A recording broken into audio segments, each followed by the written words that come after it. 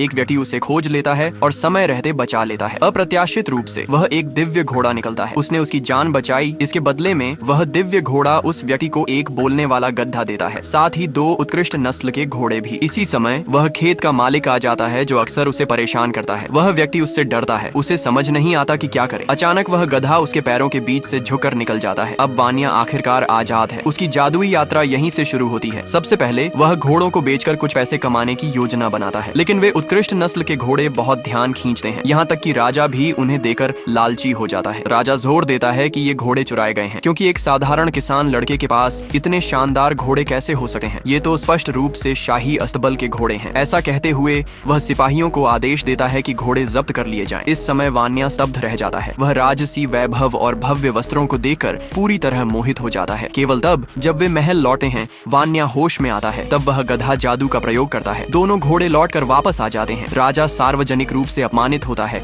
और आटे के ढेर में गिर जाता है। जब वान्या को पूरी बात समझ आती है तो वह राजा से घोड़ों के बदले भुगतान की मांग करता है। राजा जानता है कि इनसे पंगा लेना ठीक नहीं, इसलिए वह 2 घोड़ों के बदले एक सरकारी पद देने की पेशकश करता है। वान्या मान जाता है, क्योंकि अब वह लाल वर्दी और नए जूते पहन सकता है। इसके बाद उसे एक पद मिल जाता है, अस्तबल प्रमुख। उसी रात राजा सपना देखता है कि निकट भविष्य में वान्या उसके लिए खतरा बनेगा, इसलिए राजा उसे रास्ते से हटाने की योजना बनाता है। जब सलाहकार को यह पता चलता है तो वह राजा को एक सुझाव देता है। वान्या को एक पौराणिक और अत्यंत पवित्र अग्नि पक्षी की तलाश में भेज दिया जाए। यह अग्नि पक्षी वास्तव में अस्तित्व में नहीं है, इसीलिए जब वह उसे ढूंढ नहीं पाएगा तब राजा उसे अपने आदेश पर असफल होने के लिए दंडित कर सकेगा।